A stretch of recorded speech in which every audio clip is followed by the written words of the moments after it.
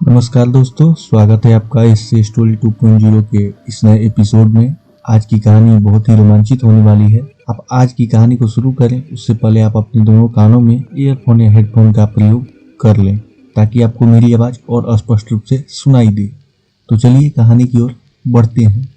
कहानी को शुरू करें उससे पहले आप हमारे चैनल पर नए हैं तो चैनल को सब्सक्राइब करना ना भूलें। इसी तरह का और वीडियो देखने के लिए नोटिफिकेशन बेल को ऑन कर लें ताकि आपको मैं जो भी वीडियो अपलोड करूं सबसे पहले आप तक नोटिफिकेशन जरूर पहुंचे। इस हादसे के बाद मेरे पिताजी की हालत गंभीर हो गई। बहुत जगह इलाज कराया पर कोई फायदा नहीं हुआ। फिर हम सब यहाँ ले चले आए और मैंने उसकी बताई हुई योजना को मजबूरी में अंजाम दिया।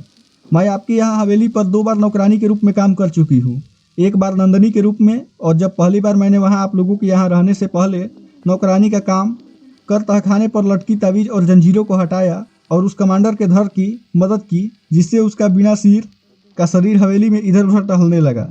नौकरों में दहशत फैल गई और नौकर नौकरी छोड़कर जाने लगे। कुछ दिनों बाद मैंने भी यह काम छोड़ दिया। आपकी अम्मी के आने से पहले एक बार फिर वहाँ झाड़ फूँक करवाई गई और एक बार फिर से उस तहखाने की तावीज़ और जंजीरों से बांध दिया गया। इसलिए इस बार निहारिका का रूप लेना पड़ा। मैं क्या करूं नवाब साहब, मैं मजबूर थी। मुझे अपने पिताजी की जान बचानी थी। हो सके तो मुझे माफ़ कर दीजिए, निहारिका ने हाथों को जोड़ते हुए कहा। तनवीर उसकी मजबूरी समझ गया और उससे हमदर्दी जताते हुए कहा कि अब तहखाना खुल ही चुका है, सब कुछ पता चल ही गया है, तो मैंने 2 दिन बस उस फार्म हाउस पर जाने का फैसला किया है। तुम चाहो तो अपने पिताजी और बाकी के परिवार के साथ हवेली पर रह सकती हो। तुम्हारे हवेली पर रहने सहने से मैं भी थोड़ा सा निश्चिंत हो जाऊंगा और एक ही जगह पर रहने से तुम्हें भी सहारा मिलेगा। कब तक अस्पताल और किराए के मकान पर रुकोगी? एक बार इस कमांडर वाली गुत्थी सुलझ जाए फिर तुम लोग भी आराम से नैनीताल के उस फार्म हाउस पर रह सकते हो। तब तक हवेली पर ही रुको। मैं कल गाड़ी भिजवा दूंगा। अस्पताल से छुट्टी लेकर सीधा परिवार के साथ हवेली पर रहने चले जाओ। उर्मिला भी तनवीर के फैसले से सहमत हो गई। तनवीर अपने संग हैदर को लेकर वहाँ से अपनी कार पर सवार होकर सीधा बड़ी हवेली की ओर चल दिया। हवेली की तरफ जाते समय रास्ते भर तनवीर यही सोचता रहा कि आखिर ऐसा कौन सा राज था जो उसके वालिद ने इस डायरी में लिखा था, जिसका जिक्र कमांडर ने उनसे किया था। तनवीर के दिमाग में एक तरफ उन करोड़ों हीरो का ख्याल आ रहा था, एक तरफ हीरे और दूसरी तरफ कमांडर के सीने में दफन राज ने तनवीर के अंदर बेचैनी सी जगा दी। बड़ी हवेली पहुंचते ही तनु शहनाज को सारी बातें बताती है। शहनाज सारी बातें सुनकर उर्मिला के ही पक्ष में थी। अगले दिन तनवीर ने उर्मिला और उसके परिवार को बड़ी हवेली लाने के लिए गाड़ी भेज दी। दोपहर तक अस्पताल का सारी कार्यवाही पूरी करके उर्मिला अपने परिवार के साथ बड़ी हवेली पहुंची। शहनाज ने उसे उसका कमरा दिखा दिया। बड़ी हवेली के कमरे काफ़ी बड़े और आलीशान थे, इसलिए शहनाज ने उन्हें नीचे के फ्लोर पर रहने के लिए 2 कमरे अरेंज करा दिए। रात में डिनर के बाद तनवीर ने उन दोनों को नैनीताल जाने के बारे में योजना बताया। तनवीर ने कहा, कमांडर अपने सीने में कोई खास राज दबाए है और वह राज क्या है ये सिर्फ नैनीताल पहुँचकर ही पता चलेगा। उससे उर्मिला को भी यहाँ की खास मकसद से भेजा था। तनवीर ने उन्हें अब तक की डायरी के बारे में, मैं उन हीरो के बारे में नहीं बताया था। मैंने कल अपने एक दोस्त को बुलवाया जो नैनीताल जाने में मेरी मदद करेगा। 2 लोग रहेंगे तो गाड़ी ड्राइव करने में मदद मिलेगी। उसे ड्राइविंग का काफ़ी तजुर्बा है। उसका नाम अरुण है और वह मेरे साथ ही पढ़ता है इलाहाबाद में। वह भी यहीं कानपुर का ही रहने वाला है। मैंने कल उनसे मिलकर नैनीताल चलने के लिए तैयार कर लिया है। साथ ही अपने वालिद की गाड़ी भी उसे दिखा दी है जिसमें सफ़र तय करना है हम लोगों को। कल दोपहर को हम दोनों यहीं से अपने सफ़र के लिए निकलेंगे। तुम दोनों सारी तैयारी कर देना और हवेली की देखभाल करना। तनवीर उन दोनों को सब कुछ समझाता है। शहनाज और उर्मिला सारी बातें अच्छे से सुन रही थी। फिर तनवीर से सहमत होकर अपने अपने कमरों में सोने चली गई। अगले दिन सुबह ही अरुण बड़ी हवेली पहुंच जाता है। शहनाज उसे हॉल में बैठा देती है। थोड़ी देर बाद तनवीर उससे मिलने आता है और दोनों अंदर डाइनिंग टेबल पर नाश्ते के लिए बैठ जाते हैं। उर्मिला नौकरों की सहायता से नाश्ता टेबल पर रखवा देती अपनी अम्मी के कमरे में चली जाती है। नाश्ता करने के बाद तनवीर और अरुण गैराज की ओर निकल चलते हैं, जहां दोनों मिलकर कार का अच्छी तरह से निरीक्षण करते हैं। सफ़र का सारा जरूरी सामान लाने में दोनों की तैयारी शुरू हो जाती है। वे अपनी तैयारी शुरू कर देते हैं। शहनाज और उर्मिला तनवीर को यकीन दिलाती है कि अपनी अम्मी की तबीयत को लेकर वे बेफिक्र रहें। तनवीर और अरुण उन दोनों को अलविदा कहकर सफ़र पर निकल पड़ते हैं। उन्हें काफ़ी लंबा रास्ता तय करना था। तनवीर ने अपने वालिद की डायरी अपने ही पास रखी थी ताकि वह उसे बार बार पढ़कर सारी जानकारी ले सके। कहीं ऐसा न हो कि कोई विशेष जानकारी उन लोगों से छूट जाए और फिर उन्हें रास्ते में भटकना पड़े। अपने कुछ दिनों के सफ़र तय करने के बाद तनवीर और अरुण नैनीताल के हाईवे वाले फार्म हाउस पर पहुंच जाते हैं। दोपहर हो चुकी थी, इसलिए दोनों थकावट के मारे मॉल में ही सो गए। फार्म हाउस की चाबी तन्नू ने उर्मिला से ले ली थी। तुम आ गया, हमको पता था तुम जरूर आएगा। एक अनजान सी आवाज़ तन्नू को सुनाई पड़ती है और उसकी नींद खुल जाती है। तनवीर इधर उधर देखने लगता है पर कोई भी नहीं था। सामने अरुण एक सोफे पर सो रहा था। तनवीर ने घड़ी पर नज़र डाली तो शाम के 5 बज चुके थे। उसने अपने फार्म हाउस को अच्छी तरह से घूम कर देखा। फिर वह अपने वालिद के कमरे में चला गया, जहाँ उसे रेक पर सजे हाथियों के दांत दिखाई दे रहे थे। दीवार से शेर की तस्वीरें टंगी थी। इसके पीछे संदूक के कमांडर का कटा हुआ सिर रखा था। तनवीर पहले उन हाथी की मूर्तियों की पीठ खोलकर देखता है, जिनके अंदर 50-50 बड़े साइज के हीरे रखे हुए थे, जिनकी कीमत करोड़ों में थी। पर उन्हें हासिल करने के लिए कमांडर से उसकी अनुमति लेनी थी, या कमांडर का कोई अधूरा काम करना था। ये तो सिर्फ कमांडर ही जानता था। वहाँ से तनवीर बाहर निकलकर सीधा फार्म हाउस के गार्डन में पहुँचता है, जहाँ उसे पहले से ही एक माली का काम करता हुआ दिखाई पड़ता है। वह उस माली के नज़दीक जाकर उससे पूछता है, नाम क्या है तुम्हारा? क्या तुम यहीं पर काम करते हो? कब से काम कर रहे हो यहाँ? तनवीर उस माली से एक साथ कई सवाल पूछ लेता है। माली तो पहले हाथ जोड़कर खड़ा हो जाता है, फिर तनवीर को देखकर कहता है, हमारा नाम रामू है सरकार। हम यहाँ पर 20 सालों से माली का काम कर रहे हैं। आप प्रोफेसर साहब के बेटे हैं ना, यानी हमारे छोटे मालिक। अपने आने की खबर अगर हमें दे दी होती तो हम पहले से ही सारी तैयारी कर लेते। ये मैं अभी जाकर बाकी नौकरों को खबर करता हूँ, आपके खाने पीने की व्यवस्था करवाता हूँ। इतना बोलते ही वह गाँव की ओर भागता है और वहाँ से 3-4 और लोगों को ले आता है।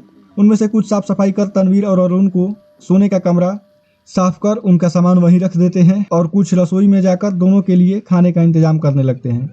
इधर जैसे ही समय बीत रहा था, तनवीर के दिल की धड़कन बढ़ती जा रही थी। उसके मन में एक भय करने लगा था कि अब तक केवल कमांडर के धड़ से ही उसका सामना हुआ है, जो बिना सिर के कमज़ोर था, पर आज रात तो उसका सामना कमांडर के सिर से होना था, जो काफ़ी शक्तिशाली था और कुछ भी कर सकता था। तनवीर को यह भी चिंता खाई जा रही थी कि कहीं कमांडर कोई जानलेवा योजना तो नहीं बनाए बैठा है। इन सभी बातों का जवाब तो सिर्फ कमांडर को पता था और वही दे सकता था।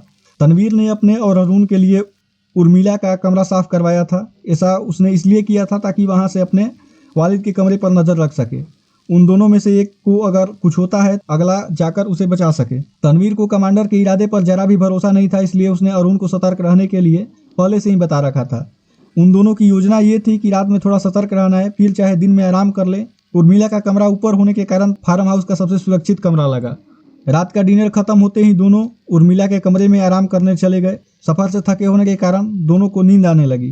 रात गहरी हो चली थी। ऊपर से हवा में ठंड सी थी। नैनीताल हाईवे पे वह फार्म हाउस होने की वजह से ठंड का असर कुछ ज़्यादा ही था। यही वजह थी कि दोनों अपने कमरे में कंबलों में घुसकर सो रहे थे। अचानक एक भारी आवाज़ सुनाई देती है उनके कानों से, इतना साल इंतजार किया, आखिर तुम आ ही गया। इन the name of the queen, अब हमारा मकसद पूरा हो जाएगा। तनवीर चौंक उठता है। अरुण तभी तक सोता ही रहा था। तनवीर उसकी तरफ देखता है और उसे हिलाकर जगाता है। काफ़ी कोशिश के बाद अरुण की नींद खुलती है। यह सफ़र की थकान का असर था। तनवीर भी उसे जगाना उचित नहीं समझता है और खुद की खिड़की से बाहर अपने वालिद के कमरे की ओर देखने लगता है। अब आ ही गया है तुम तो, और हमारे थोड़े नज़दीक आओ, अपना डैडी के कमरे में चले आओ। कमांडर उसे आवाज़ लगाकर एक प्रोफेसर के कमरे में बुलाता है। तनवीर घबरा सा जाता है, फिर किसी तरह हिम्मत जुटाकर फार्म हाउस की सीढ़ियाँ धीरे धीरे उतरने लगता है और अपने वालिद के कमरे की तरफ बढ़ने लगता है। अपने वालिद के कमरे में पहुंचकर वे लाइटें ऑन करता है। कमांडर उससे कहता है कि अब ये तस्वीर हटाकर हमारा खोपड़ी को संदूक से बाहर निकालो, हम तुमको देखना चाहता है। हम वादा करता है तुमको सारा सच्चाई बताने तक कोई नुकसान नहीं पहुंचाएगा।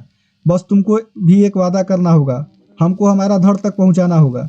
तनवीर आगे बढ़कर तस्वीर को दीवार से नीचे उतारता है, फिर संदूक को टेबल पर रखता है और उसे खोलकर कमांडर का कटा हुआ सिर बाहर निकालता है। फिर उसकी आंखों में लाल रोशनी चमक रही थी, पर इतनी तेज नहीं थी कि उसे नुकसान पहुंचा सके। वह कमांडर के सिर को टेबल पर रखे एक जगह से सामने उसके कुर्सी पर लगाकर बैठ जाता है। तनवीर को खुद पर विश्वास नहीं हो रहा था कि उसके अंदर इतनी हिम्मत आ कहां से गई। अभी कुछ देर पहले वह कमांडर की आवाज़ सुनकर उसकी हालत खराब थी। कमांडर भी तनवीर को देखकर मुस्कुराने लगता है और फिर पूछता है, क्या तुम डेनेस्टी यानी भाग पर विश्वास करता है? कमांडर पूछते ही उसके चेहरे को बड़े गौर से देखने लगता है, जैसे वह तनवीर का चेहरा पढ़ रहा हो। अब आज के ज़माने में तो भाग्य केवल कहानियों में ही दिखता है। पढ़े लिखे कॉलेज जाने वाले नौजवान विज्ञान के इस दौर में भाग्य जैसी चीज़ों पर विश्वास करना नहीं उचित समझते हैं, बल्कि कर्मों पर विश्वास करते हैं। तनवीर थोड़ा सोचने के बाद कमांडर को उसे पूछे हुए सवाल का जवाब देता है। जो खजाना डॉक्टर जाकिर और प्रोफेसर को मिला, उसे पाने के वास्ते न जाने कितने लोगों ने अपना जान गंवाया, फिर भी इसकी भनक किसी को नहीं मिली। पर आज अचानक 300 साल बाद बर्फ में जमा हमारा शरीर ऊपर की तरफ आता है और साथ ही गुफा का पत्थर भी खिसक जाता है, जिसे गुफा का द्वार हल्का सा खुल जाता है। इतने सालों से जो प्रकृति ने छुपाकर रखा था वो दिखने लगता है। जिस पर डॉक्टर जाकिर की टीम ने एक सदस्य का नज़र पड़ता है। फिर खजाना और हमारा शरीर मिलता है। कमांडर ये सब बातें तनवीर से कहता है। आप कहते हैं जाइए, मैं सुन रहा हूँ, जहाँ कुछ बीच में पूछना होगा तो मैं बीच में ही टोकूंगा, तनवीर ने कमांडर से कहा और उसकी बातों को और ध्यान से वह सुनने लगा। हम ये कहना चाहता है कि इतना बेशकीमती खजाना जिसके पीछे कितने लोगों ने जान गंवाया, अगर किसी के भाग्य में होता तो पहले ही मिल जाता। फिर भी ये 300 साल बाद ही तुम्हारी डैडी और उसके फिर दोस्त को ही क्यों मिला, इसके बारे में आराम से सोचकर देखना। पर अभी जो हम बताने जा रहा है वो तुम्हारे डैडी को भी नहीं बताया। कमांडर की बातें सुनकर तन्नू के मन में जिज्ञासा का सैलाब उमड़ पड़ता है कि आखिर ऐसी कौन सी बात है जो वह बताने वाला है। कमांडर अपनी बातें जारी रखता है। तुम्हारे डैडी का दोस्त डॉक्टर जाकिर ने खजाना मिलते ही अपनी असली रंग दिखाया। गुफा से खजाना निकलने के बाद हमने उनके टीम का हर सदस्य को एक एक करके मारना शुरू किया, जिसे सभी लोग डर गया था। उन लोगों को कुछ समझ नहीं आ रहा था कि आखिर करे क्या। हम खजाने से जुड़ा हुआ था, इसलिए हमें छोड़कर कोई नहीं जाता था, तो भी मुसीबत में पड़ता साथ लेने का फैसला लिया। जब हमने गुफा के खोज करने वाले सभी लोगों को मार दिया तो प्रोफेसर ने हमारा सिर और धड़ को अलग करके रख दिया, क्योंकि अगला नंबर डॉक्टर जाकिर हुसैन यानी तुम्हारे डैडी का था। और उस धोखेबाज डॉक्टर ने अपना जान बचाने के लिए बाकी सब के मरने का वास्ते खजाना का हिस्सा पहले ही बांट दिया, जिसमें कुछ हीरे तुम्हारे वालिद के हिस्से में और एक अपना टीम वाला साथियों में बांट दिया। इस वजह से वो आज जिंदा है और तुम्हारे वालिद के साथ साथ सभी लोग मारा गया। उस डॉक्टर को पहले से पता था कि खजाना से जुड़ा मौत सीरियल नंबर के हिसाब से चलता है, इसलिए उसने मौत का सीरीज तोड़ने के वास्ते ऐसा किया। खजाना भले ही सरकार को सौंप दिया गया हो, पर वह अधूरा ही अधूरा है, क्योंकि उसका बंटवारा पहले से ही उसे कर दिया गया था। इस तरह सबके मरने के बाद वो लंदन का यूनिवर्सिटी में पढ़ने के नाम से चला गया और अब तक जिंदा है। कमांडर की बातें सुनकर तनु एक गहरी सोच में चला गया। उसे विश्वास नहीं हो रहा था कि उसके वालिद के दोस्त ने ही उन्हें धोखा दिया, जिस वजह से उसके वालिद और टीम के बाकी सदस्यों की मौत हो गई। कमांडर अपनी बातें बताना जारी रखता है। खजाना मिलने के बाद जब हम लोग वहां से लौट रहा था, तब से कई बार डॉक्टर जाकिर ने यह कोशिश किया तुम्हारे फादर का जान चला जाए, इसलिए डॉक्टर ने मेरा सिर उस कपड़े के बटुआ से बाहर निकाला और संदूक में ऐसे ही बंद कर दिया। उसने सोचा हम तुम्हारे फादर को मार देगा, पर मौत तो सीरीज में होना था, जो शरीर के टुकड़ों को अलग करके थम गया। फिर भी अगर हम चाहता तो भी डॉक्टर जाकिर और प्रोफेसर को तब भी मार सकता था। तनवीर ने कमांडर को बीच में ही टोकते हुए कहा, इसका मतलब यह है कि आपने जानबूझकर उन्हें जिंदा छोड़ दिया, पर किस लिए? मेरी समझ में यह कुछ नहीं आया, जरा खुलकर बताइए। तनवीर के चेहरे पर आश्चर्य के भाव थे। अगर बीच बीच में टोकेगा तो हम भी भूल जाएगा। राज की बातें ज़्यादा है और रात बहुत ही छोटा। कुछ ही देर बाद सुबह हो जाएगा, एक रात और बर्बाद होगा। हम तो सारा बात आज ही सुनाकर ख़त्म करना चाहता है, ताकि अपना धड़ तक पहुंचने का सफ़र जल्द ही तय कर सके। अब सुनो, अगर हम चाहता तो उस समय भी इस संदूक से बाहर निकलकर सफाया कर सकता था, पर हम उस डॉक्टर का भविष्य देख लिया था। उसे खजाना भारत सरकार के हवाले करते ही लंदन यूनिवर्सिटी का टिकट मिलना तय था। जब तक एक ताकतवर आत्मा किसी के पीछे लगता है तो उसका भूत वर्तमान भविष्य सब जानता है। प्रोफेसर इस खजाने का क्रेडिट अपने ऊपर टीम के सहायक बन कर लेता है और डॉक्टर टीम का लीडर। ये बात हमको तभी पता चल गया। प्रोफेसर इस खजाने का क्रेडिट अपने ऊपर टीम का सहायक बन कर लेता है और डॉक्टर टीम का लीडर। ये बात हमको तभी पता चल गया था, इसलिए हम इतना साल इंतजार किया। अब जब इतना साल बीत ही गया है तो हम तुमको ये सारा हीरा बस एक ही शर्त पर ले जाने देगा, अगर तुम हमारा धड़ के पास हमको लेकर जाएगा और किसी भी तरह से लंदन लेकर जाएगा। हमारा मदरलैंड में डॉक्टर छुप कर बैठा है, उसको भी सबक सिखाना पड़ेगा। अब बोलो, तुम तैयार हो तो कल निकलते हैं यहाँ से कानपुर के लिए। अपना कमांडर अपनी बातें खत्म करते ही तनवीर की तरफ देखकर मुस्कुराता है। इसका मतलब यह है कि आप इतने सालों से इसी योजना पर काम कर रहे थे। मान लीजिए मुझे नहीं पता चलता आपके धड़ के बारे में फिक्र क्या होता। ये भी तो हो सकता था कि मुझे डायरी नहीं मिलती तो कभी कुछ पता ही नहीं चलता, या सब कुछ जानते हुए भी कोई जोखिम उठाकर आप तक पहुंचने की कोशिश ही नहीं करता। तनवीर कमांडर की ओर देखते हुए पूछता है, हम तुमसे पहले ही एक सवाल किया था कि क्या तुम डेस्टिनी पर विश्वास रखता है? हमारा मिलना पहले से तय था। तुम कहीं भी होते फिर भी हम दोनों जरूर मिलते। प्रोफेसर भी इस खजाने की खोज में ऐसे ही निकला था, हम भी उन लोगों को ऐसे ही मिला था। डॉक्टर ने भी धोखा ऐसे नहीं दिया था। ये सब कुछ पहले से तय था। इन सब घटनाओं के पीछे एक खास मकसद था। नियति हम सभी लोगों को मिलवाना चाहता था, ताकि एक दूसरे की सहायता से हम लोग अपना अधूरा मकसद पूरा कर सके। आखिर हमको भी इस खजाने और इस जगह से छुटकारा चाहिए था। कब तक कटा हुआ सिर के साथ लोगों को डराने का काम करता रहेगा हम? कमांडर अपनी बात खत्म करते ही तनवीर की ओर सावलिया निगाहों से देखता है। तनवीर उसकी बातें सुनकर चिंतित हो उठता है। उसे कुछ समझ में नहीं आ रहा था कि उसे तो एक कमांडर की बातों पर यकीन भी नहीं था दूसरी ओर इस बात का डर भी था कि कहीं कमांडर किसी प्रकार की कोई साजिश तो नहीं रच रहा है। तनवीर को चिंतित देखकर कमांडर उससे कहता है, इतना सोच रहा है तुम, इतना तो तुम्हारा फादर और डॉक्टर खजाना उड़ाने से पहले नहीं सोचा था। आज से 300 साल पहले का इंसान सोचता ही नहीं था, वह कर गुजरता था, क्योंकि सोचने से हौसला धीरे धीरे पस्त पड़ने लगता है। अगर शाहजहां इतना सोचता तो कभी ताजमहल नहीं बनता, और अगर औरंगजेब इतना सोचता तो कभी शाहजहां को बंदी बनाकर बादशाह नहीं बन पाता। अगर हम यानी कमांडर ब्रॉड सरौडी इतना सोचता तो कभी कोहिनूर चुरा कर भारत में ब्रिटिश ईस्ट इंडिया कंपनी का राज्य स्थापित नहीं कर पाता। इतना तो तुम तब भी नहीं सोचा था जब 300 साल पहले सिर्फ एक गुमनाम लुटेरा था जिसने मुगल सल्तनत और ब्रिटिश गवर्नमेंट के नाक में उंगली नहीं कर दिया था। यही नहीं, हमारा सिर भी धड़ से अलग कर दिया था। ज़्यादा सोचने से जोश खत्म हो जाता है और इंसान अपने बालों का रंग सफ़ेद कर लेता है। तनवीर कमांडर की बातें सुनकर अभी चिंतित था। क्यों चौंक गया? यही तो डिस्टिनी का खेल था। खरबों का खजाना और खजाने के साथ जुड़ी दो अधूरी कहानी, एक कहानी तुम्हारी, एक कहानी हमारी। हा हा हा हा। अब समझ में आया 300 साल पहले बाद वही खजाना डॉक्टर और प्रोफेसर को क्यों मिला, क्योंकि हमको तुमसे मिलना था। कमांडर अपनी बातों को खत्म करता है और तनवीर की ओर हंसते हुए देखता है। तनवीर बुरी तरह से डर गया था, उसका पूरा शरीर जैसे डर से जमकर ठंडा और सून पड़ गया था। उसे समझ में नहीं आ रहा था कि वह करे क्या। कमांडर इस बात को भांप गया था कि तनवीर डर गया है। उसने तन्नू से कहा, डरो नहीं, तुमने उस समय जो किया अपना जगह पर सही था। तुम्हारा जैसा साहसी आदमी के हाथों में मरने का फक्र है। अब उस बात को 300 साल बीत चुके हैं। कई बार दूसरा जन्म लेने पर भी इंसान का अपना पिछला जीवन याद कर पाना नामुमकिन होता है। इसलिए किस्मत ने हम दोनों को दोबारा मिलवाया। And in the name of the queen. मिलकर अच्छा लगा। हमको प्रोफेसर से मिलते ही इस बात का पता चल गया था और ये दूसरा सबसे बड़ा कारण था। हम इस खेल को अंजाम दिया। तुम्हारा फादर और डॉक्टर जाकिर यही सोचता रहा कि दोनों बड़ा हिम्मत के साथ मिलकर हम पर काबू पा लिया था। हकीकत तो यह है कि हमने खुद अपने ऊपर काबू पाने दिया। उस लड़की उर्मिला को भी इसलिए भेजा ताकि हम दोनों को मिलने का रास्ता बने। कमांडर कहते ही खिड़की की ओर देखता है और सुबह होने वाली थी। तनवीर की आंखें फटी की फटी रह गई थी। उसे अंदर से जैसे झटका सा लगा कमांडर की बातों को सुनकर। तनवीर अपने मन में सोच रहा था कि किस्मत का यह कैसा खेल है जिसने उसे 300 साल पहले के इतिहास से जोड़ दिया। ऐसा इतिहास जो अधूरा ही रह गया, जिसे एक बार फिर से पूरा करने का मौका दिया है विधाता ने। कमांडर की खोपड़ी से बातें करते हुए सुबह हो गई। तनवीर को पता नहीं चला। उसने खिड़की से बाहर देखा तो पाया कि सूर्य की पहली किरण धरती पर पड़ने वाली थी।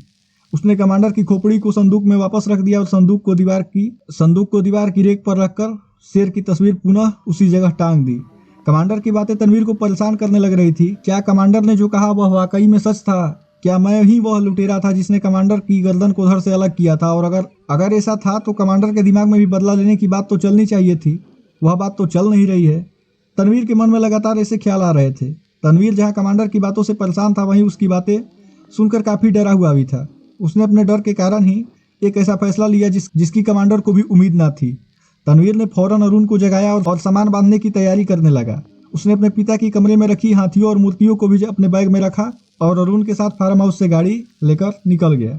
गाड़ी अरुण ही ड्राइव कर रहा था। रास्ते में अरुण ने तनवीर से पूछा, अरे यार तन्नू, कल रात ऐसा क्या हुआ जो तुमने अचानक ही फार्म हाउस छोड़ने का निर्णय ले लिया? कितना मजा आ रहा था वहाँ, बिल्कुल शांत और शुद्ध वातावरण को छोड़ हम एकदम से कानपुर के दूषित वातावरण में जाने का फैसला कर लिया। इन हाथियों की मूर्तियों से ऐसा क्या है जो इन्हें अपने सामान के साथ बांध लिया?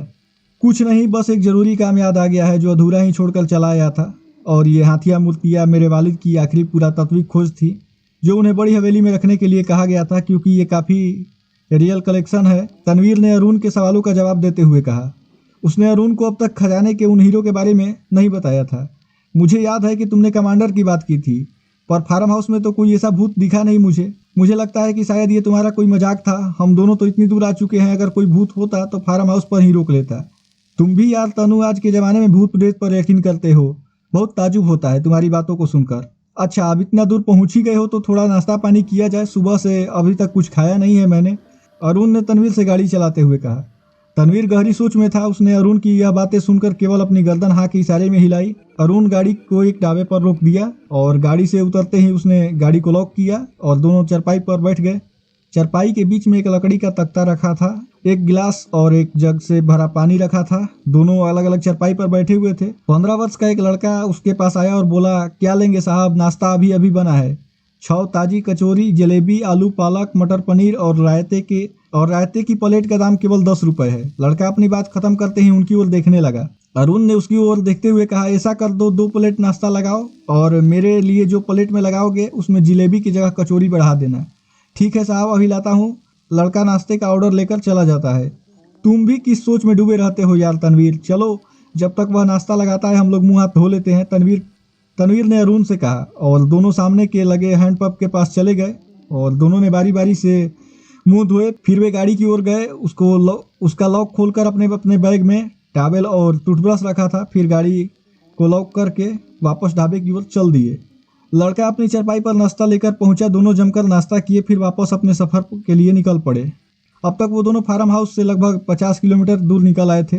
सफ़र भर तनवीर खामोशी से कुछ सोच रहा था, जबकि अरुण उसे लगातार बातचीत कर रहा था।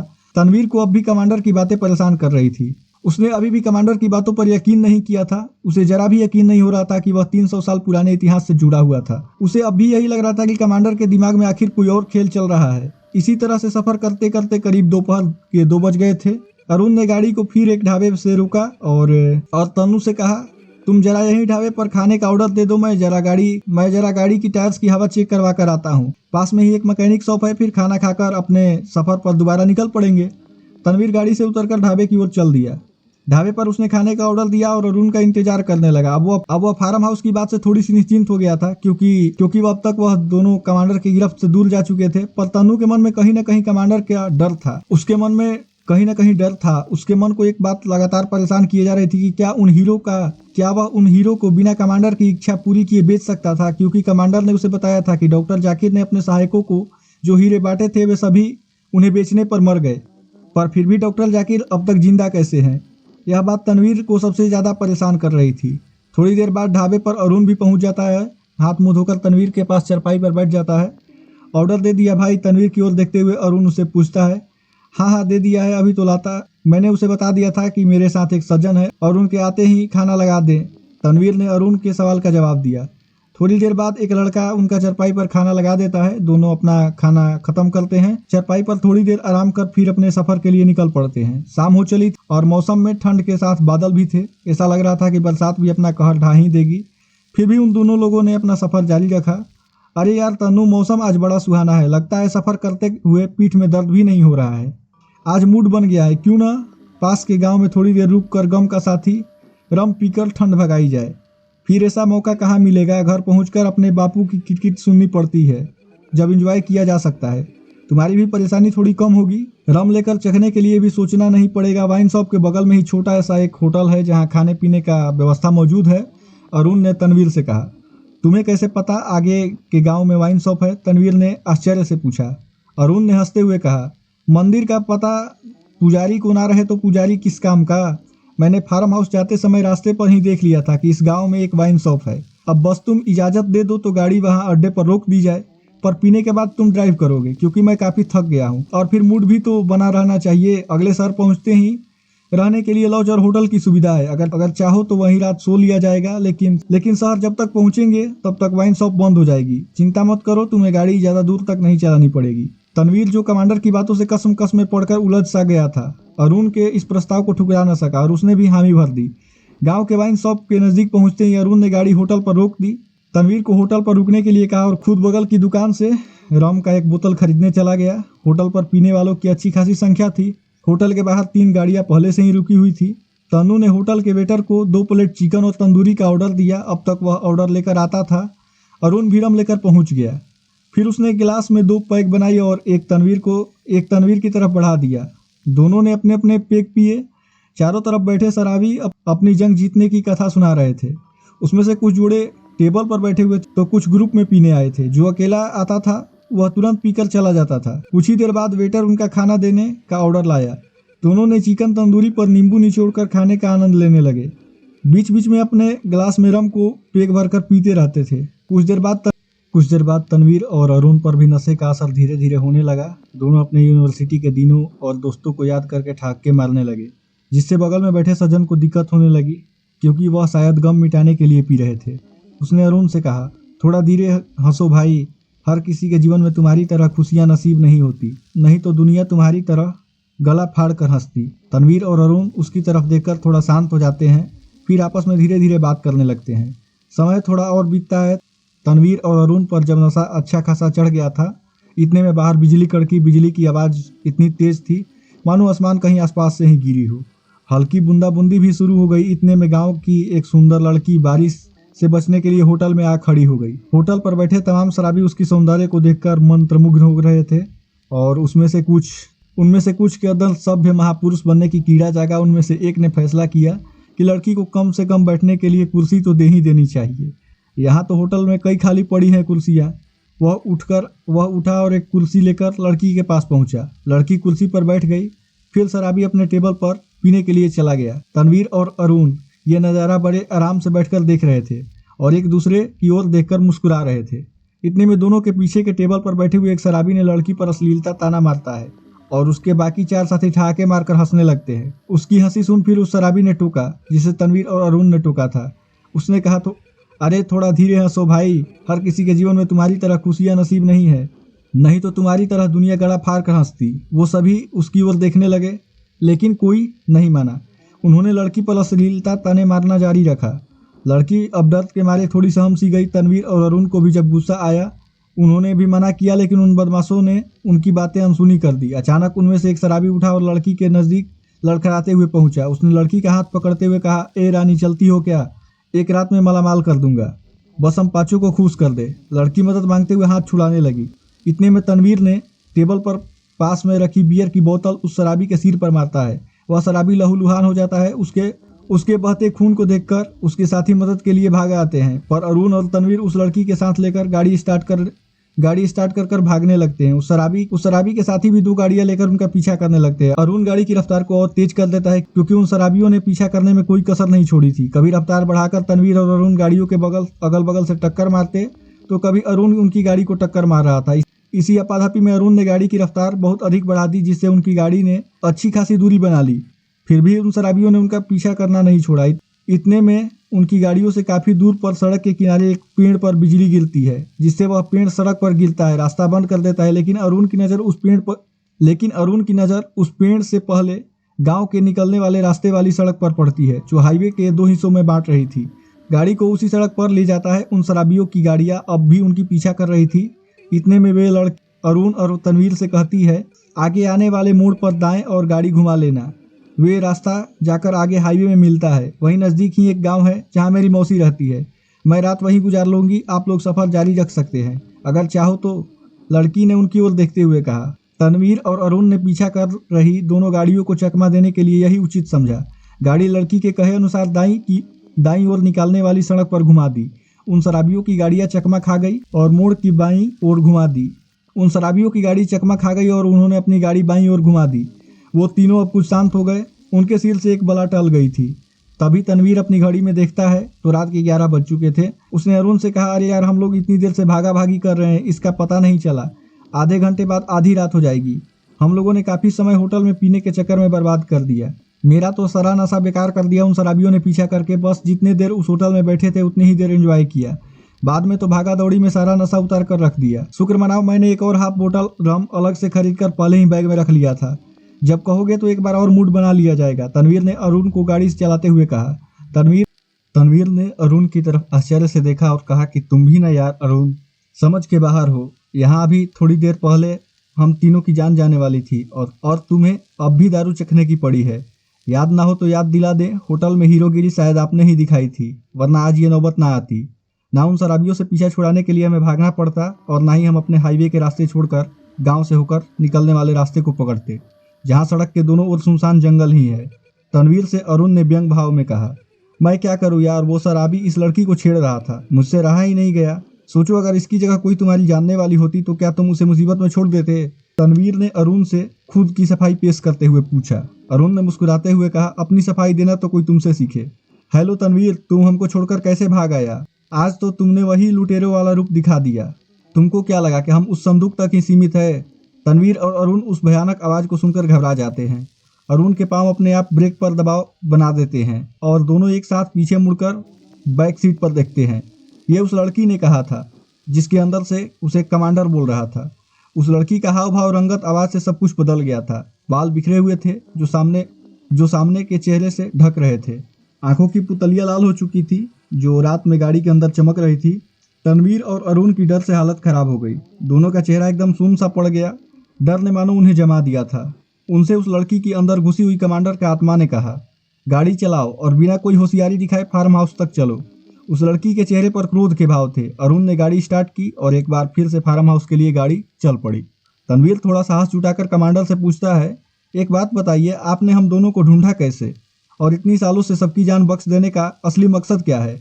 मुझे तो अपने 300 साल पहले के जन्म का कुछ भी याद नहीं रहा। मैं इसी कसमकस में उलझ सा गया हूँ कि आप जो बोल रहे हैं वह सच है या फिर झूठ, या फिर इसके पीछे कोई और राज छुपा है जो आप मुझसे छुपा रहे हैं। तनवीर अपनी बात खत्म करता है और कमांडर की ओर देखता है। लड़की जिसके अंदर कमांडर की रूह थी, उसने तनवीर की बातें सुनकर कहा, हमको पहले से पता था कि तुम इतना आसानी से यकीन नहीं करेगा, फिर भी हम तुमको पहले से बोला था, हम तुमको नुकसान नहीं पहुंचाने वाला जब तक हमारा मकसद पूरा नहीं होता। और हमको तुम डॉक्टर जाकिर से नहीं मिलवाता है। अगर तुम आज का दिन बर्बाद नहीं करता तो हम लोग एक साथ कानपुर की बड़ी हवेली के लिए निकल चुके होते। कमांडर ने तनवीर से तराज जताते हुए तनवीर की ओर देखा। तनवीर ने एक पल को उस लड़की की रूहानी आंखों में देखा, फिर तुरंत ही अरुण को देखने लगा। अरुण का चेहरा डर से सफ़ेद पड़ गया था। ऐसा लग रहा था कि उसने अपनी सांसों को रोक रखा था।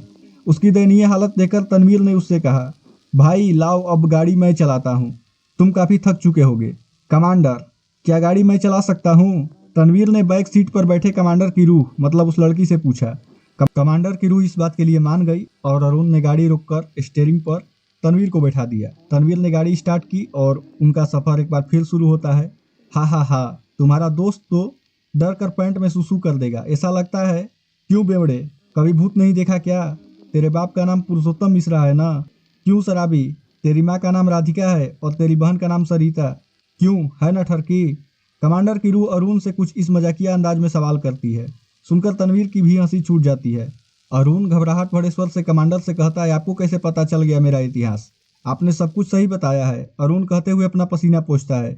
इतनी ठंड में भी तुम्हारा पसीना निकल गया ठरकी, तुमको तो भूत पर कोई यकीन नहीं था, आज तो देख लिया और देखते ही गीला पीला हो गया।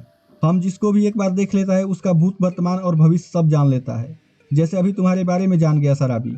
कमांडर बोलते ही अरुण की तरफ देखता है। आप बार बार ठरकी और शराबी क्यों बोल रहे हैं? मेरा नाम तो अरुण है। अरुण कमांडर से एतराज जताते हुए कहता है, ठरकी है तो ठरकी नहीं कहेंगे तो क्या कहेगा? एक तो दारूबाज ऊपर से नाम लेने को कहता है। ए दारूबाज, हम तुमको रोज ठरकी ही बुलाएगा। क्या करेगा? अपने बाप से चुगली लगाएगा? कमांडर और रोबीले अंदाज में अरुण से कहता है। तनवीर उन दोनों की बातें सुनकर मुस्कुरा रहा था। अरुण डर के मारे कमांडर से सहमत हो जाता है और कहता है कि आपकी जो मर्जी वही बुलाइए, पर एक बात बताइए कि आप जिस संदूक में रहने की बात कर रहे थे उसका चक्कर क्या है? अरुण आश्चर्य प्रकट करते हुए कमांडर को पलट कर देखता है। कमांडर उसे सारी कहानी विस्तार से समझाता है, पर उसे उन हीरो के बारे में नहीं बताता है जो डॉक्टर जाकिर ने तनवीर के वालिद को दिया था। कमांडर की बातें सुनकर अरुण कहता, आज तक मैं तनवीर से बड़ी हवेली के राज के बारे में पूछता रहा, पर मुझको इसका सही जवाब नहीं दिया कभी। आज मुझे पता चल गया कि राज ना बताकर ये मुझे इस बात पर यकीन करने से रोक रहा था कि भूत हकीकत में होते हैं। आज तक केवल कहानियों में पढ़ा था, आज हकीकत में देख भी लिया। अरुण ने तनवीर की ओर देखते हुए कमांडर से कहा, अच्छा कमांडर, मौत के बाद कैसा दिखता है? क्या होता है जो इंसान इस समय में फंस जाता है जैसे आप? मैं बस जानना चाहता हूँ कि आप कैसे मौत और जीवन के बीच में हर रात सफर कर लेते हैं। अरुण ने कमांडर से जिज्ञासा प्रकट करते हुए पूछा। पहले तो कमांडर हंसने लगा, फिर बोला, तुम चाहता है कि हम अपना सारा राज बता दें ताकि तुम रात को भी हमारा आना जाना रोक सको? हा हा हा। अब सुनो, तीनों लोकों में ब्रह्मांड बटा है, स्वर्गलोक, पृथ्वीलोक, अर्थलोक। जिन इंसान की मौत प्राकृतिक रूप से होती है उन्हें अर्थलोक में रोक दिया जाता है, जो चांद का वो हिस्सा है जहाँ सूर्य का प्रकाश कभी भी नहीं पड़ता है। बस ग्रहण के दौरान ही सूर्य का प्रकाश उस पर पड़ता है और सूर्य उन आत्माओं के इंसाफ के वास्ते न्याय का द्वार खोल देता है। प्राकृतिक मौत वाले तो सीधा स्वर्ग में जाते हैं अपने कर्मों के आधार पर, नहीं तो वापस जन्म लेते हैं। इन आत्माओं के आने जाने का मुख्य द्वार वीनस ग्रह होता है, क्योंकि वीनस का समय बाकी ग्रहों से कहीं ज़्यादा तेज है। वजह बस यही है कि वीनस दक्षिणतापूर्ण घूमता है और बाकी के सारे ग्रह वातावर्त घूमते हैं, जिस वजह से उसका समय और ज्ञान वीनस के मुकाबले काफ़ी पीछे है। बस इसी कारण सुबह के समय अर्थलोक में मेरी आत्मा पहुंच जाती है और समय होते ही वापस अपने शरीर में पहुंच जाता है। बहुत ही कम लोग होते हैं जो इस विज्ञान को अच्छी तरह से समझते हैं। कमांडर ने अरुण के सवाल को अच्छी तरह से समझाते हुए जवाब दिया। बाहर मौसम अब खराब हो चला था, बारिश ने अपना कहर बुरी तरह से ढा दिया था। फिर भी तनवीर को गाड़ी चलाने में ज़्यादा परेशानी का सामना नहीं करना पड़ा। जंगल का रास्ता सुनसान था, जिस वजह से उस पर ट्रैफिक लगभग ना के बराबर था। तनवीर और अरुण ने जितनी दूरी हो सकी वे हाईवे पर चलकर ही तय की। उससे कम समय में जंगल के उस शॉर्टकट पर चलकर तय कर लिया था। अब जब फार्म हाउस से ज़्यादा दूरी पर नहीं थे, रास्ता खाली होने की वजह से तनवीर गाड़ी पूरी रफ्तार तेज से चला रहा था। वजह थी उन दोनों के सिर पर बैठी कमांडर नाम की मौत, जिससे उस अनजान लड़की के शरीर पर काबू पा लिया था। रास्ता भले ही लंबा था पर बातचीत करते हुए आसानी से कट रहा था। अब अरुण और तनवीर को कमांडर से ज़्यादा परेशानी नहीं हो रही थी जितनी बाहर के खराब मौसम थे। तीनों में दोस्ती भले ही ना हो पर अपने अपने मकसद को पूरा करने के लिए समझौता जरूर हो गया था, और उसी समझौते का परिणाम था कि कमांडर ने अब तक दोनों को नहीं मारा था। सब कुछ सही चल रहा था कि अचानक गाड़ी के सामने एक जंगली हिरन आ जाता है। तनवीर उसे बचाने की कोशिश में गाड़ी को दूसरी तरफ घुमाता है। बरसात होने के कारण अरुण और तनवीर ठीक से कुछ देख नहीं पाते हैं। गाड़ी तनवीर के कंट्रोल से बाहर हो जाती और एक पेड़ से टकरा जाती है। उनकी गाड़ी का बुरी तरह से एक्सीडेंट हो जाता है और उस दुर्घटना में तनवीर, अरुण और वो अनजान लड़की गंभीर रूप से घायल हो जाते हैं। पर उस हादसे में कमांडर का कोई अता पता नहीं चला। वीरे ओ वीरे रुक, मैं भी आ रहा हूँ, देख माँ ने गाजर का हलवा बनाया है। अरे थोड़ा धीरे चल, पाठशाला शुरू होने में अभी बहुत समय है, साथ में बैठकर खाएगा। सुन न यार जीते, आज गणित की परीक्षा के वक्त थोड़ा मदद करेगा। 15 वर्ष का हरिप्रीत अपने मित्र इंद्रजीत से कहता है। उसका मित्र इंद्रजीत जवाब देता है, ठीक है मैं तेरी मदद कर दूंगा, बस याद रखना गाजर का हलवा पूरा मैं खाऊंगा। हाँ चख लेना पर मदद जरूर करना, हरप्रीत ने अपने मित्र से कहा। पाठशाला के बाद दोनों सीधा अपने घर की ओर जाते हैं। गांव के चौराहे पर काफी भीड़ लगी थी। इंद्रजीत का घर वहीं था। दोनों दौड़ते हुए भीड़ को चीरकर घर के मुख्य दरवाजे से अंदर पहुंचते हैं। सामने 4 लाशें रखी थी जो सफेद चादर से लिपटी हुई थी।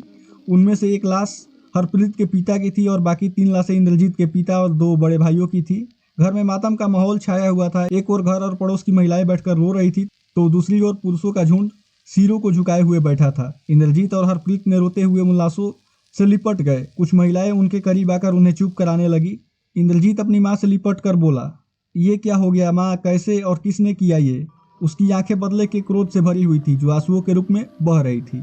सच्चे बादशाह की सेवा करते हुए तेरे पिता शहीद हुए हैं बेटा, ये फक्र की बात है। शाहजहां की सेना ने लड़ते हुए उन्होंने और तेरे भाइयों ने वीरतापूर्वक अपने प्राणों की आहुति दी है। तुझे भी इन्हीं की तरह बनना है और इनकी मौत का सही बदला लेना है। इंद्रजीत की मां ने अपने दिल पर पत्थर रखकर कहती है, मैं कसम खाता हूँ शाहजहां को इसकी कीमत चुकानी पड़ेगी। मैं मुगल सल्तनत की रातों की नींद और दिन का चैन उड़ा दूंगा। 15 वर्ष का इंद्रजीत अपनी माँ से वादा करता है। धीरे धीरे समय बीतता है। इंद्रजीत और हरप्रीत दोनों बड़े हो जाते हैं। दोनों ने मिलकर आसपास के गांवों के नौजवान छोटी टुकड़ी बना ली। इसका नाम रखा उन्होंने शाही खजाना, और विदेशी व्यापारियों को लूटना था मकसद उनका। दोनों ने गुमनामी रहकर नामुमकिन डकैती का भी अंजाम दिया। उनके साथ उनके कुछ खास साथियों के अलावा किसी को उनका असली नाम और पता ठिकाना मालूम नहीं था। समय बीतते देर नहीं लगती है और सारे हिंदुस्तान में उनका दल द्वारा लूट के किस्से फैल जाते हैं और मुगल सल्तनत तथा अंग्रेजी हुकूमत के कानों तक भी यह बात पहुंच जाती है। ठीक ऐसे ही ताजमहल और काले ताज की खबर इंद्रजीत और उसके दल को मिलती है। इंद्रजीत अपने दल के साथ शाहजहां से पुराना हिसाब चुकता करने के लिए तैयार बैठा था और सही समय का इंतजार कर रहा था जो बादशाह के सालगिरह का दिन था। अपने साथियों के साथ मुगल सिपाहियों के रूप में सालगिरह के मौके पर पहुंचा और देखा खुद औरंगजेब और खास सिपाही खजाने का एक बड़ा हिस्सा किले के पीछे गुप्त द्वार से निकाल रहे हैं। उन्होंने पीछा किया और उस खजाने को छुपाने वाली जगह देख ली। एक रात पूरी तैयारी करके 7 खजाने लूट लिया और जंगल की ओर चल दिए। कुछ दिनों बाद ब्रिटिश ईस्ट इंडिया कंपनी ने कुछ सिपाहियों को चारों ओर से घेर कर हमला किया। उनका बचना नामुमकिन सा था, पर हरप्रीत ने योजना बनाई और केवल कुछ साथियों के साथ रुककर हिम्मत के साथ अंग्रेजी सिपाहियों का सामना किया। इसमें वह शहीद हुआ, पर उसने इंद्रजीत और अपने बाकी साथियों की जान बचा ली। थोड़े दिनों बाद कमांडर ब्रॉड शाह राउडी और उसके शिकारी दल का सामना उससे होता है। कमांडर जो मार उसे खजाने की गुफा के सामने बर्फ में गाड़ कर वह पहाड़ों से नीचे उतरता है, जहां उसका सामना एक बार फिर मुगल सल्तनत के सिपाहियों से होता है। उसे कारागार में डाल दिया जाता है, जहां उसे बुरी तरह से प्रताड़ित किया जाता है और उसके हाथ के 2 अंगुलियों काट दी जाती है। पगड़ी बांधने वाले सरदार की पगड़ी की बेइज्जती की जाती है।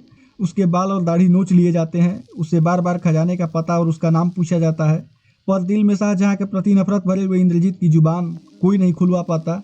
अंत में शेर की तरह जीवन बिताने वाले इंद्रजीत की कारागार में मृत्यु हो जाती है। मालिक, ओ छोटे मालिक, आपकी आंखें खुल रही है, थोड़ा और जोर लगाइए। अनजान आवाज सुनकर तनवीर आंखें खोलता है और खुद को फार्म हाउस में पाता है। वह उठने की कोशिश करता है पर सिर में जोर से उसका दर्द शुरू हो जाता है। सिर को हाथ से पकड़ने के बाद पता चलता है कि पट्टी बंधी हुई है। उसे सब याद आने लगता है, बरसात की वो रात, कमांडर की बात, अचानक होने वाला हादसा और जो उस रात हुआ था। वो उस शख्स की तरफ देखता है और कहता है, तुम कौन हो और मैं यहाँ कैसे पहुंचा? मेरा तो एक्सीडेंट हुआ था ना। और अरुण कैसा है? उस लड़की का क्या हुआ जो मेरे साथ में थी? तनवीर काफी घबराया हुआ सा था। वो अनजान शख्स उस तनवीर से कहता है, मैं इस फार्म हाउस में ही काम करता हूँ। छोटे मालिक, उस दिन भी तो आपके लिए खाना बनाने आया था, लगता है आपको याद नहीं। आपकी गाड़ी जंगल में मिली थी। कुछ गांव वालों और भगवान की कृपा से उसमें से एक आपको जानता था, सो आप लोगों को यहाँ ले आया और आपको पूरे 2 दिन बाद होश आया है। आपके दोस्त और लड़की को भी याद सुरक्षित है, बस आपको सिर पर थोड़ी ज्यादा चोट लगने के कारण कुछ दिन बाद होश आया। तनवीर उस नौकर की बातें सुनकर सब समझ जाता है, यहाँ तक कि दुर्घटना के बाद अपने पिछली जन्म की कहानी भी उसे याद आ जाती है। अब उसे कमांडर की बातों पर यकीन हो गया था। उसे पता चल चुका था कि इंद्रजीत ही वो लुटेरा था जिसने शाहजहां का खजाना लूटा था और कमांडर की गर्दन को धड़ से अलग कर दिया था। अब उसे 300 साल पुराने इतिहास पर पूरी तरह से विश्वास हो गया था, पर उसे एक बात खाई जा रही थी कि कहीं उसके साथ घटित दुर्घटना में कमांडर का तो हाथ नहीं था। अगर था तो इसका मतलब यह था कि कमांडर उनसे झूठ बोलता था कि वह उन्हें नुकसान नहीं पहुंचाएगा। इन सभी बातों को ध्यान में रखते हुए तन्नू इस नतीजे पर पहुंचा कि कमांडर पर इस बात का यकीन नहीं किया जा सकता है कि वह उनकी जान नहीं लेगा। अगर उस हादसे में कमांडर का ही हाथ था तो कमांडर जानलेवा होने के साथ साथ विश्वास करने के लायक भी नहीं है। तनवीर को ये सारी बातें आने वाले कल के लिए आगाह कर रही थी। तनवीर नौकर की बातें सुनकर सारी कहानी समझ जाता है। वह सबसे पहले अपने सामान और अपने साथियों को देखने के लिए बिस्तर से उठता है। उसे हीरो की चिंता तो थी, साथ ही अरुण की भी चिंता थी। अरुण फार्म हाउस के कमरे में आराम कर रहा था और वह अनजान लड़की नीचे उसी कमरे में लेटी हुई थी। उस दुर्घटना में सबसे कम उसे ही चोट लगी थी। अरुण को सोता हुआ पाकर तनवीर उसके कमरे में रखे अपने सामान की तलाशी लेता है। हाथियों की मूर्ति सुरक्षित थी तथा उसके अंदर हीरे भी सुरक्षित थे। वह उसे उसी तरह रखकर अपने सामान को अपने कमरे में ले जाकर रखता है और कमरे को लॉक कर देता है। फिर सीढ़ियों से नीचे उतरकर हॉल पार करके सोफे पर बैठता है। थोड़ी देर बाद फार्म हाउस में काम करने वाला नौकर वहां से गुजरता है। तनवीर उससे पूछता है, गाड़ी का क्या हुआ? नौकर तनवीर की तरफ पलट कर देखता है और जवाब देता है, कल तक मैकेनिक गाड़ी बनवा कर ले आएगा छोटे मालिक। तनवीर नौकर के जवाब से संतुष्ट हो गया। उसे राहत मिली कि ये जानकर कि कल इस फार्म हाउस को छोड़कर निकला जा सकता है। वैसे भी इस फार्म हाउस का तजुर्बा उसे कुछ खास रास नहीं आया था। शाम हो चली थी। कुछ घंटे बाद कमांडर को भी जागने का वक्त हो गया था। तनवीर इसी बारे में सोच रहा था, पता नहीं आज कमांडर कौन सी क्लास लेगा। इतने में अनजान लड़की भी अपने कमरे से आराम फरमाकर बाहर हॉल की ओर निकलती है। तनु को सोफे पर बैठा देखकर उसकी तरफ बढ़ी। उसके नजदीक पहुंचते ही बोली, आपकी तबीयत कैसी है? आपके सिर पर चोट लग गई थी। लड़की ने तनवीर के चेहरे को पढ़ने की कोशिश की। तनवीर ने कहा, मैं बिल्कुल ठीक हूँ, सिर पर कुछ टाके लगे हैं, नहीं तो और कहीं चोट नहीं आई। चलो शुक्र है, कल यहाँ से निकलने की तैयारी है। यहाँ के नौकर बता रहे थे कि कल तक गाड़ी ठीक हो जाएगी। अगर मुझे भी छोड़ देंगे तो काफी मेहरबानी होगी। यहाँ 2 दिन लग गए आप दोनों के होश आने को, लड़की ने तनवीर से अनुरोध करते हुए कहा। तनवीर ने कहा, चलो ठीक है, कल सुबह गाड़ी आते ही हम लोग निकल चलेंगे। तुम्हें रास्ते के गांव में उतार देंगे। मुझे पता है तुम्हारे घर वाले भी परेशान हो रहे होंगे। बस एक रात की बात है, तुम चिंता मत करो, इसे अपना ही घर समझो। जिस चीज़ की भी ज़रूरत हो बेझिझक नौकरों से मंगवा सकती हो। तनवीर उस लड़की को दिलासा देता हुआ बोलता है। कुछ देर बाद अरुण भी नीचे हॉल की तरफ आता है। उसके हाथ और पाँव में थोड़ी चोट आई थी, बाकी सब कुछ सुरक्षित था। तन्नू ने अरुण को सारा हाल बताया और उसकी तबीयत के बारे में भी पूछा। अरुण को ये जानकर खुशी हुई कि कल इस फार्म हाउस से हम लोग रवाना हो जाएंगे। हालांकि उसे फार्म हाउस पसंद आ गया था, पर तनवीर की एक बेवकूफ़ी ने कमांडर को गुस्सा दिला दिया था। शाम हो चली थी और जैसे वक्त बीत रहा था, कमांडर का भय उन तीनों के चेहरे पर दस्तक दे रहा था। कमांडर जिसने 2 दिन पहले ही तीनों का वो हाल किया था। तीनों बैठकर उस रात के हुए हादसे को ही याद करने की कोशिश कर रहे थे। तभी नौकर ने लाकर चाय रखी। तनु ने उससे पूछा, तुमने इस फार्म हाउस पर कुछ अजीब घटना होते हुए देखा क्या? तुम तो यहाँ काफी सालों से काम कर रहे हो ना? तनवीर ने चाय की चुस्की लेते हुए उसकी तरफ देखा। नौकर ने उसकी तरफ देखते हुए जवाब दिया, ऐसा तो कुछ नहीं देखा मालिक, बस कुछ सालों पहले जो केयर टेकर रहते थे उन्हें शायद इस घर में कोई बुरी आत्मा दिखी थी। उसके बाद उनके जीवन में अजीब सी परेशानी होने लगी। घर के किसी न किसी सदस्य को नुकसान होने लगा। उसके कुछ महीने बाद पूरा ही परिवार फार्म हाउस को छोड़कर चला गया। किसी को कानो कान खबर नहीं लगी उसके जाने की। बस सुबह काम पर आते ही ताला लगा हुआ था। सोहर रोज केवल माली ही आकर बगीचे की साफ सफाई करके चला जाता था। हम लोगों ने अपने खेतों पर कहीं काम करना शुरू कर दिया। आपके आने की खबर मिलते ही हम लोग यहाँ काम करने पहुँच गए। अच्छा ठीक है, तुम जाओ अपना काम करो, तनवीर ने नौकर से कहा। वह रसोई की बाकी नौकरों को साथ चल देने लगा। तीनों फिर आपस में बैठकर बातें करने लगे। देखते ही देखते खाने का समय हो गया। खाना खाते ही अरुण ने तनवीर के साथ रात में जागने का प्लान किया। उसे रात में कमांडर से मुलाकात करने की तीव्र इच्छा थी। रात बीतते समय ज्यादा नहीं लगा और घड़ी ने 12 बजे का घंटा बजाया। तनवीर ने संदूक पहले ही से टेबल पर निकाल रखा था। अरुण कुर्सी पर जमकर बैठा हुआ था। संदूक के खुलते ही तेज लाल रोशनी चमकने लगी और कमांडर संदूक से बाहर आते ही अरुण और तनवीर को देखते हुए मुस्कुराता है। Good morning my children, how are you today? सब कुछ याद आया गया होगा। क्यों इंद्रजीत? मेरा मतलब है नवाब। तनवीर, और क्या हाल है हरप्रीत? कुछ याद आया कि नहीं? 2 दिन से लगातार पिछले जन्म का सपना देख रहा था। तुम दोनों, हा हा हा। कमांडर के बोल सुनकर तनवीर और अरुण के होश उड़ गए। वे दोनों एक दूसरे को अजनबियों की तरह देख रहे थे। अब तक दोनों एक दूसरे से इस बात का जिक्र नहीं किया था। कमांडर ने अपनी बात जारी रखते हुए कहा, यह सब वीनस ग्रह का कमाल है। जिन इंसानों को दूसरा जन्म पृथ्वी पर लेना होता है, उनकी याददाश्त इसी ग्रह की वजह से आता है। ब्रह्मांड में उसी ग्रह का समय बाकी ग्रहों से कहीं आगे है। हम आत्माओं का भी इस पृथ्वी पर आना और जाना ग्रह इसी वजह से लगता है। यही नहीं, हम सब के मरने की एक वजह थी खजाना और अप्राकृतिक मौत, जो समय से पहले ही आ गया होगा। हम खजाने का रखवाला बन गया था। तुम दोनों का 300 साल बाद जन्म हुआ। कमांडर उन्हें समझाते हुए आगे बताता है, अगर हम 2 दिन पहले उस लड़की के अंदर घुसकर तुम दोनों का एक्सीडेंट नहीं करवाता तो तुम्हारा याददाश्त कभी वापस नहीं आता। लेकिन हमको 300 साल पहले ही पता चल गया था कि तुम दोनों से कब मुलाकात होगा। कमांडर ठस्सी सांसें भरते हुए कहता है, कितना लंबा इंतजार करना पड़ा। अब सोचो तनवीर ने तुमको ही क्यों चुना इस फार्म हाउस पर आने के लिए, क्योंकि तुमको पिछला जन्म में यही आना था। कमांडर ने अरुण की ओर देखते हुए कहा। अरुण कमांडर को आश्चर्य से देख रहा था। उसकी चमकती हुई लाल आंखें में कई राज दफन थे, जिसे वह धीरे धीरे खोल रहा था। अगर हम उस गांव की लड़की के अंदर प्रवेश कर सकता है तो तनवीर के बड़ी हवेली पर तो उर्मिला थी। उसके शरीर पर तो हम पहले से ही काबू कर रखा था। उर्मिला जो भी सुनता, बोलता और देखता था, सब कुछ हमें देखकर और सुनकर करता था। अब जब सारा बात तुम दोनों को पता चल ही गया है, तो अब तुम दोनों को एक आखिरी काम करना पड़ेगा, जिससे हमको मुक्ति मिल जाएगा और हम भी इस पहरेदारी से मुक्त हो जाएगा। तुम दोनों को हमको लंदन लेकर जाना पड़ेगा, जहां डॉक्टर जाकिर है। उससे एक आखिरी मुलाकात करना बाकी है, कमांडर ने उन्हें आदेश देते हुए कहा। दोनों कमांडर का चेहरा गंभीरता से देख रहे थे। कमांडर की आंखों की चमक बढ़ती जा रही थी। कमांडर उन्हें देखते हुए अपनी बात जारी रखते हुए कहा, लंदन में डॉक्टर जाकिर की आखिरी रात होगा, यह कमांडर के साथ। पूरी रात कमांडर से बातचीत करके अरुण और तनवीर कमरों में आराम करने चले गए। सुबह करीब 11 बजे गाड़ी बनकर आई। तनवीर और अरुण ने सारा सामान गाड़ी के अंदर रख लिया। तनवीर ने संदूक को संभालकर गाड़ी में रख लिया, क्योंकि इस बार कमांडर के फार्म हाउस पर छोड़ना एक बेवकूफ़ी होती। तीनों कानपुर के लिए सफ़र के लिए निकल पड़े। रास्ते में उस अनजान लड़की का नाम राधिका था। उसका गांव आते ही उसे उतार दिया गया और सफ़र के लिए वो दोनों रवाना हो गए। कुछ दिनों बाद दोनों कानपुर की बड़ी हवेली पहुंचे। अरुण कुछ देर हवेली पर रुककर अपने घर को चला गया, ये कहकर कि कल आऊँगा। हवेली पर तनवीर और अरुण की घाव देखकर सभी परेशान थे, पर तन्नू ने उन्हें सारी बात खुलकर समझा दी। तनवीर ने उसने संदूक से कमांडर का सिर बाहर निकालकर उसके धड़ के साथ लगाकर रख दिया और कमरे में आराम करने चला गया। 7 बजे तनवीर सोकर उठा और सीधा हॉल में आकर बैठ गया, जहां उर्मिला और शहनाज पहले से ही हैदर के साथ बैठे हुए थे। तनवीर के वहां पहुंच दोनों लड़कियां उससे सफ़र के बारे में पूछने लगी। तनवीर ने उन्हें सारी कहानी सुना दी, कमांडर के साथ हुई मुलाकात के बारे में बताया। दोनों लड़कियों का डर से बुरा हाल हो गया था, क्योंकि आज जो सिर का धड़ कई सालों से बंद था, उनका मिलन हो चुका था। आज रात सबको यही खतरा था कि कहीं कमांडर अपनी सारी बातें से मुकर न जाए और सभी का खेल खत्म न कर दे। सभी ने निर्णय लिया कि आसपास के कमरों में ही सोया जाएगा। अगर एक साथ रहेंगे तो हम सबका नुकसान नहीं होगा, इसलिए अगल बगल के कमरों में ही सोने का मन बना लिया गया, ताकि किसी को कोई दिक्कत हुई तो अगले कमरे से मदद के लिए पुकारा जा सकता है। सभी ने जैसा प्लान बनाया था वैसा ही किया। रात को खाने के बाद सबने अगल बगल के नीचे 2 कमरों में बिस्तर लगा। दोनों के कमरे तनवीर की अम्मी के कमरे के नज़दीक थे। रात भर डर से किसी को नींद नहीं आ रही थी, इसलिए कुछ लोग जाग ही रहे थे, जिसमें शहनाज और उर्मिला सबसे आगे थे।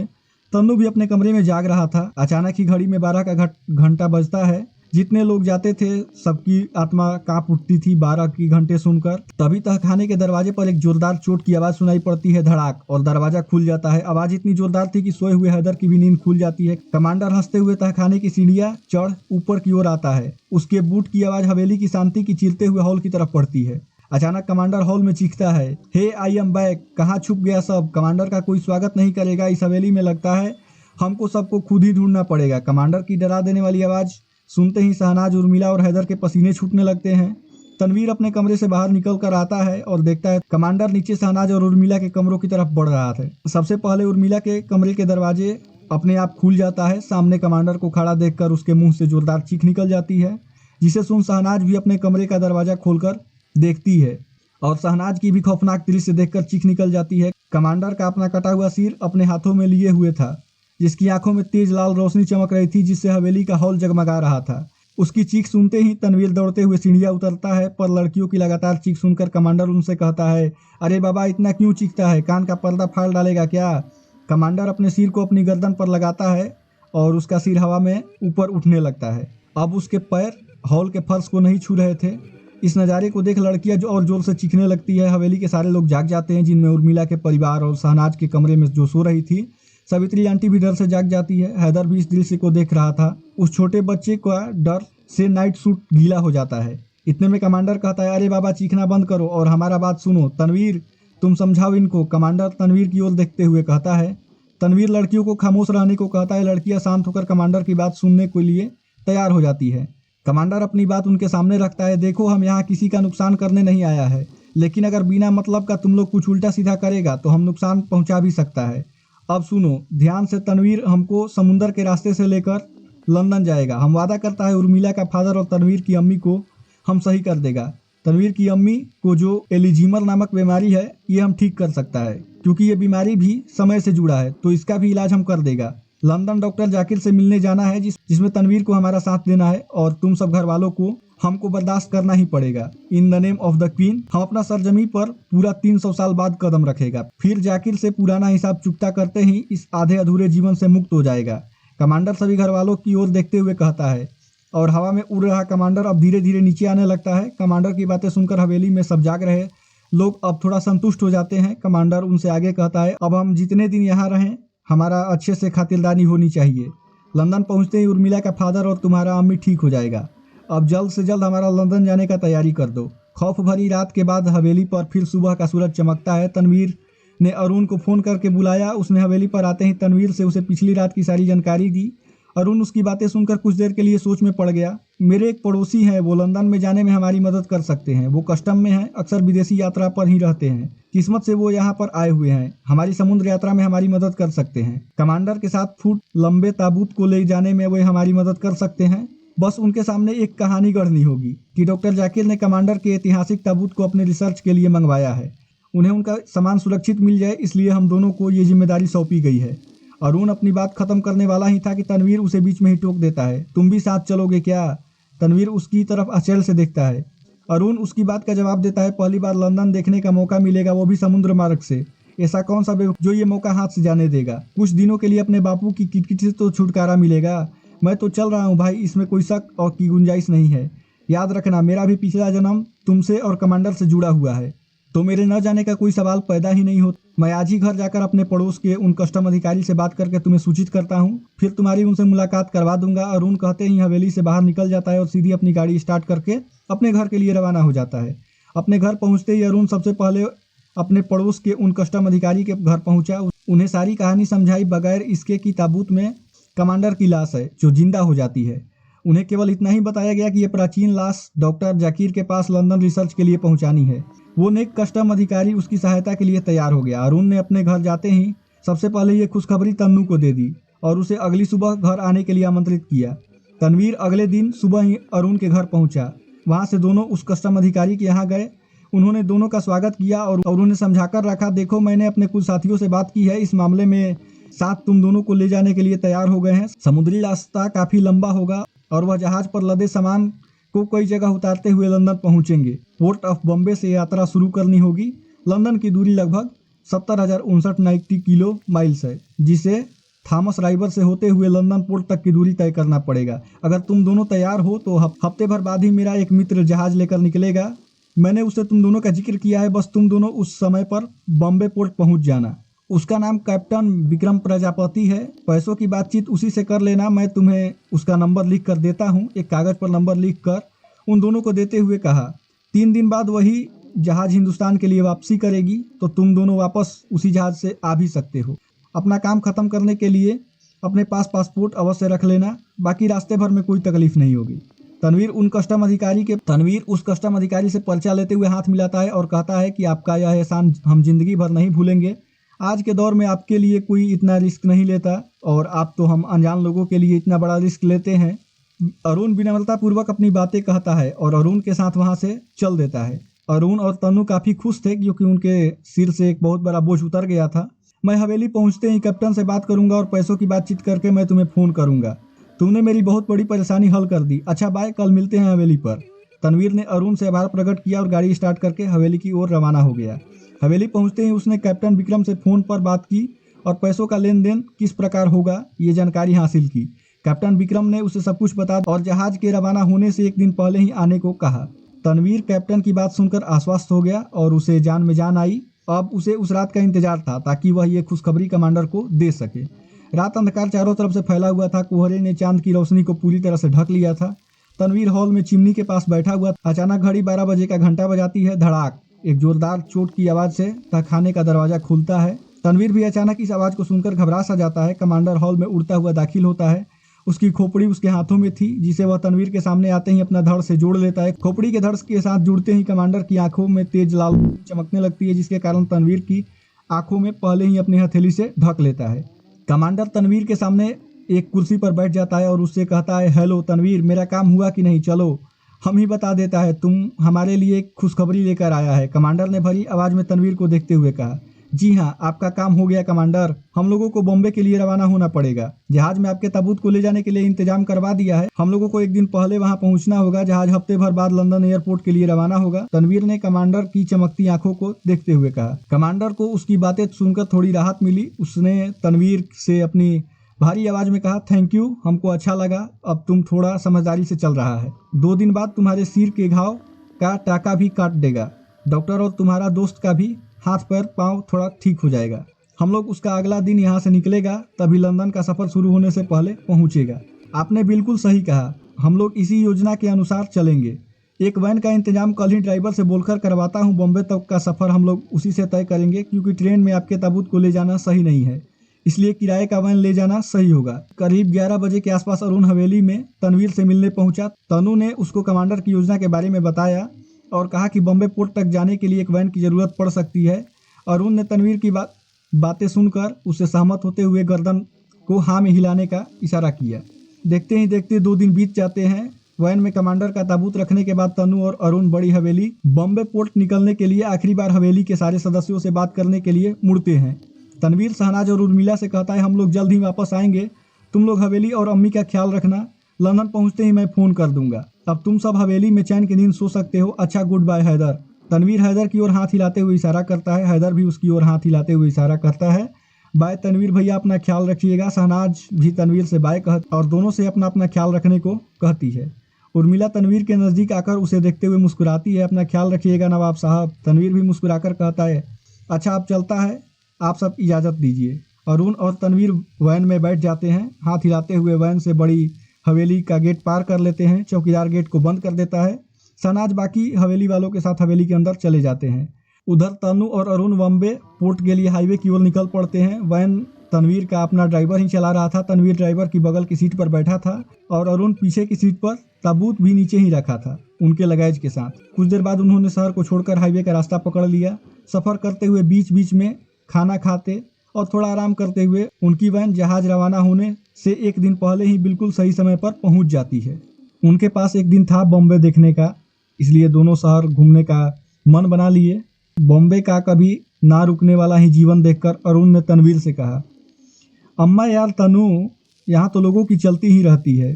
ट्रेन से कब ढकेल देते हैं और कब किस ट्रेन में चढ़ा देते हैं पता ही नहीं चलता। अच्छा हुआ तुम साथ में थे, अब टैक्सी में ही वापस चलेंगे। अरुण ने तनवीर से अनुरोध करते हुए कहा।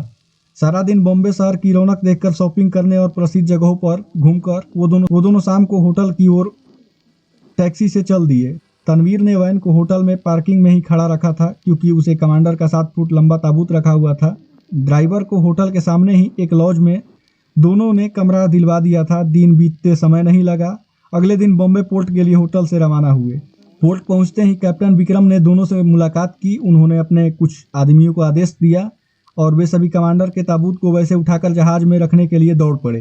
ताबूत को लगेज कंपार्टमेंट में रखवा दिया और कैप्टन उन दोनों को अपने साथ जहाज में ले गए। जहाज के ऊपर के कंपार्टमेंट में उन्हें एक कमरा दिया गया था और कमांडर का ताबूत नीचे की लगेज कंपार्टमेंट में था। तनवीर इस बात से थोड़ा चिंतित था कि कहीं कोई उस ताबूत के ताले को खोल न ले या कमांडर खुद ही बाहर ना आ जाए, पर अब कुछ किया भी नहीं जा सकता था। कुछ ही देर बाद उनका लंदन का सफ़र शुरू हुआ और जहाज बॉम्बे पोर्ट से लंदन के लिए रवाना हो गया। दोस्तों, यह कहानी की पहली पार्ट है और दूसरी भाग में हम आपके लिए और लाएंगे। यदि इस कहानी के वीडियो पर आप लोगों का अच्छा समर्थन रहता है तो संभवतः हम दूसरी पार्ट में भी पूरी कहानी को प्रस्तुत करने की कोशिश करेंगे। तो चलिए मिलते हैं कहानी के दूसरे भाग में। तो इंतज़ार कीजिएगा, अगले सप्ताह या इसी सप्ताह संभवतः हम उस पार्ट को भी अपलोड कर देंगे। वीडियो देखने के लिए आपका बहुत बहुत धन्यवाद।